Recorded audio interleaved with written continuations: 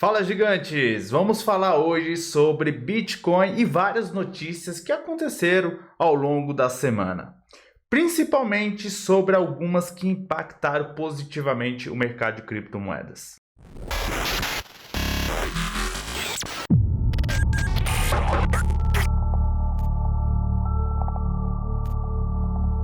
Bitcoin rompeu a marca de 40 mil dólares, uma das marcas mais importantes aí, porque afinal muitos analistas, muitos investidores estavam falando que o mercado de criptomoedas estava afundando e que a tendência realmente era de baixa. Lógico, eles falaram isso sem muitas confirmações. Quando você vai analisar um gráfico, você precisa de analisar os pontos principais e somente após a confirmação você pode dizer realmente se o mercado está indo em uma tendência de baixa ou numa tendência de alta.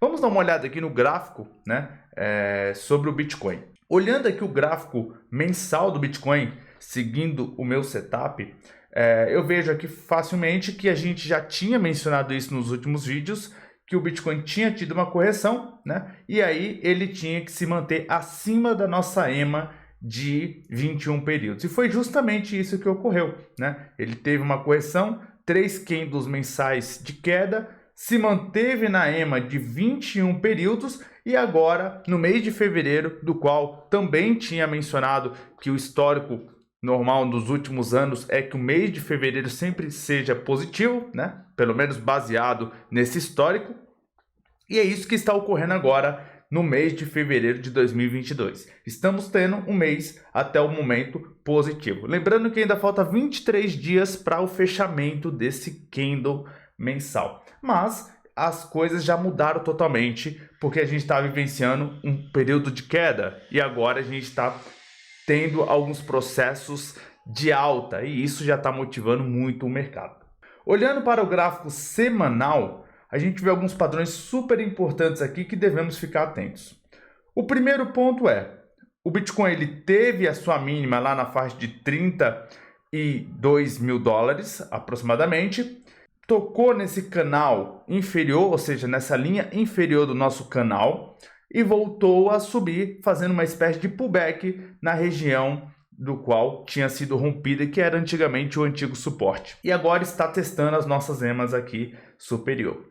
Para a gente ter uma confirmação de que o mercado realmente ele vai voltar a testar a alta histórica, a gente vai precisar, sem sombra de dúvida, de que rompa essas EMAs, ultrapasse esses níveis de EMAs exponenciais aqui no gráfico semanal, seja a EMA de 50, a EMA de 21 períodos, a EMA de 9, todas essas EMAs vão ter que ser ultrapassadas para a gente começar a pensar que o mercado vai caminhar em sentido ao ATH, a alta histórica do Bitcoin, tá bom? Por enquanto, a gente espera que aconteça isso. Caso aconteça um ponto negativo, que seria um toque nas nossas EMAs, por exemplo, uma EMA de 50, que já está aqui na faixa de 44 mil dólares aproximadamente, e tenha um recuo, assim, a gente pode ter uma nova queda, e aí sim, essa queda fazer com que rompa essa mínima anterior de 32 mil dólares. Então, tudo isso a gente vai ter que ficar atento aí nos próximos dias. Olhando o índice de medo, a gente percebe que saímos da zona vermelha, entramos na zona laranja, uma zona da qual as pessoas estão começando a se sentir um pouco mais tranquila, em fazer essas negociações. Também percebemos que o índice social, ou seja, o sentimento do mercado, ele também melhorou. Isso é influenciado pelas comunidades, por todas as mídias sociais também, do qual começa a falar de forma positiva sobre determinado ativo. E a gente tem visto que agora, nesse exato momento, estamos entrando na zona azul, que é uma zona da qual começa sim a acontecer um otimismo. Olhando para o sentimento de mercado, a forma com que as pessoas simplesmente olham o mercado, e isso é representado pelos fluxos de ordens de mercado, a entrada e saída, compra ou venda, de ativos. Também estamos saindo da zona vermelha, que a gente está vivendo um momento de baixa, e entrando na zona laranja, tá? No canto direito aqui a gente vê as principais exchanges, Bybit, Coinbase, Binance, BitMEX, né? E como está funcionando essa questão de alavancagem, até compra e venda. Veja aqui, nesse exato momento, Bybit, Coinbase, Binance, BitMEX estão sim comprando muita quantidade de Bitcoins, né? E apenas a Coinbase está vendendo no outro lado. Isso é uma das ferramentas que a gente utiliza dentro da CryptoGiant. Olhando o índice de medo, né, medo e ganância, está aí na faixa de 33, né, como eu mencionei anteriormente. Recentemente, recebemos uma notícia muito interessante de que foi colocado um cubo de ouro avaliado em quase 62 milhões de reais, né, simplesmente no Central Park. Esse cubo de ouro, ele representa uma obra de arte de um artista, né, e esse artista, ele está tendo a ideia de que lançar novos NFTs lastreados nas obras de artes dele. Então vai ser particularmente um dos primeiros artistas a lançar essas NFTs baseado em realmente obras de arte que já existem, que já fizeram sucesso no mundo todo, né? O nome desse artista é Nicolas Castello. Inclusive ele vai lançar uma moeda, já tem o site, vai ser dessa moeda Castello Coin. Daqui 16 dias, né? 16 dias, 17 horas e 31 minutos. Se eu não me engano, vai dar aí no dia 22 de fevereiro, 22 ou 23 de fevereiro, está previsto o lançamento dessa moeda, tá? E aí, aqui tem todas as informações, é uma moeda que pelo jeito foi auditada pela Certic, né? É um órgão importante em fiscalização de código, verificação. Aqui está o cubo de ouro, do qual ele também colocou lá no Central Park para realmente mostrar isso. E chamou, lógico, a atenção de muitos investidores de Wall Street, inclusive tiveram rodadas privadas para esse projeto. E aí ele tem essa visão aí de trazer essa posição única, exclusividade, e lógico, criar muitas parcerias fortes que eles já estão criando em Wall Street. E a partir do momento que ele tem já um reconhecimento global, mundial, em obra de arte, quando ele lançar uma NFT, a tendência, lógico, é que isso chame muito mais atenção, tá bom? Então é bom a gente entender isso. Outro ponto que é muito interessante mencionar, em 2016, a Bitfinex foi hackeada. E após ela ser hackeada, ela simplesmente...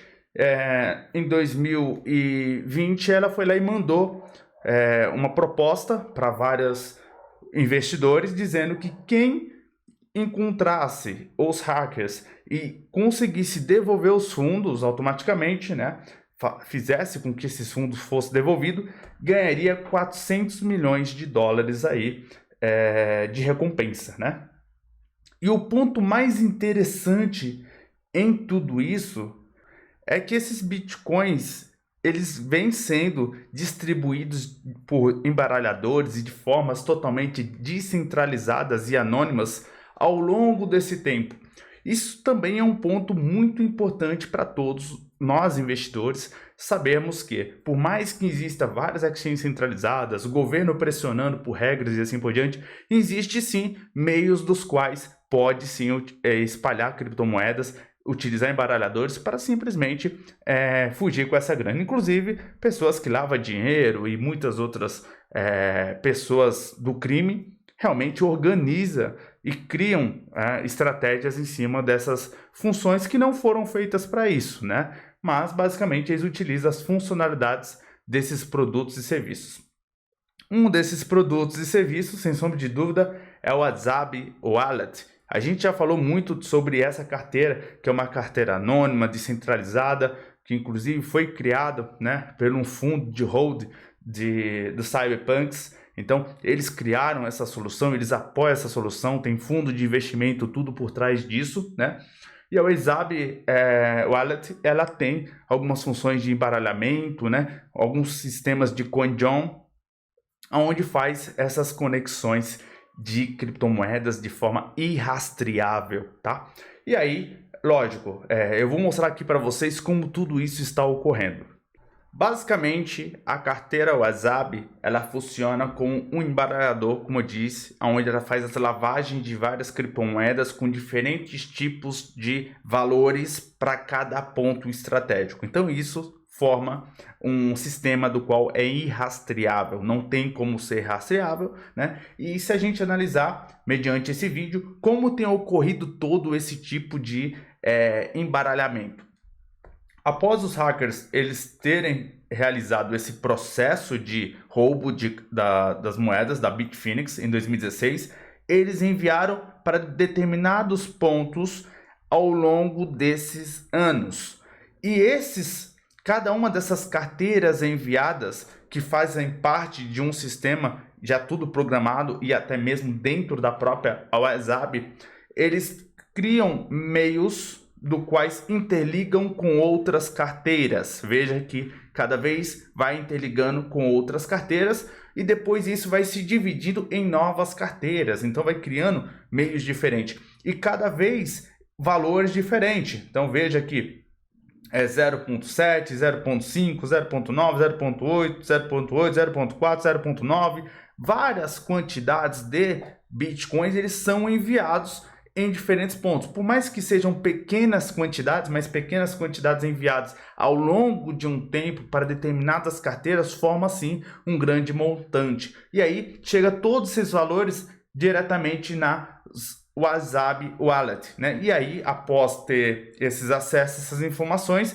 esses tokens, essas moedas, consecutivamente, o envio para uma carteira da qual escolhida por esses usuários se torna totalmente anônima, né? E irrastreável. Então, é uma das medidas que esses hackers têm utilizado ao longo do tempo e, sem sombra de dúvida, tem sido muito eficiente para tirar todos esses recursos roubados aí da Bitfinex, né? E sem sombra de dúvida é muito importante a gente se atentar a isso para não ficar com uma visão iludida de que o mercado ele está todo centralizado, porque realmente quem sabe tem conhecimento da tecnologia sabe sobre as possibilidades e as vulnerabilidades.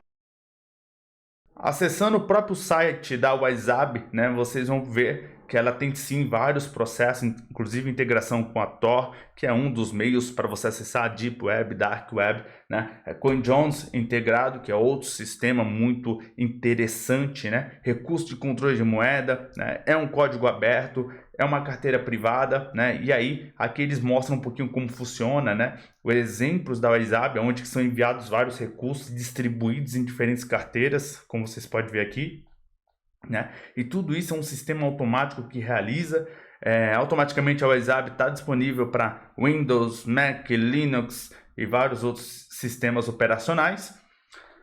É isso, gente. Espero que esse vídeo tenha ajudado vocês a entender sobre Bitcoin, hackers e principalmente os meios dos quais alguns têm utilizado para tirar esses recursos. Da mesma forma que aconteceu com a Bitfinex, né? Bitfinex, consequentemente acontece com outras exchanges e até pode acontecer com usuários dos quais perdem os seus recursos para hackers por vulnerabilidades. Então, a partir do momento que você entende isso, a sua preocupação cada vez mais tem que ser com segurança. Você tem que sim que se preocupar com isso. Quando se trata de mercado de criptomoedas, não existe um órgão que vai regulamentar isso e não vai ter como regulamentar, infelizmente, porque aqui estamos falando de tecnologia e cada vez mais as tecnologias estão sendo muito mais aprimoradas. Em compensação, as leis elas não têm como parar esses processos e os governos eles são muito obsoletos na questão de tomada de decisões e até muito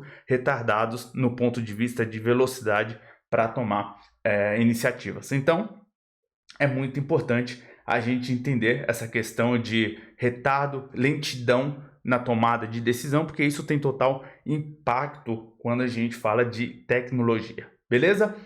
Espero que vocês tenham gostado desse vídeo, curta, compartilhe. Talvez você não entenda muito desse conteúdo, mas compartilhe um pouquinho para outras pessoas e faça perguntas. São as perguntas que vão fazer você entender realmente como esse mercado funciona e eu, sem sombra de dúvida, vou te ajudar.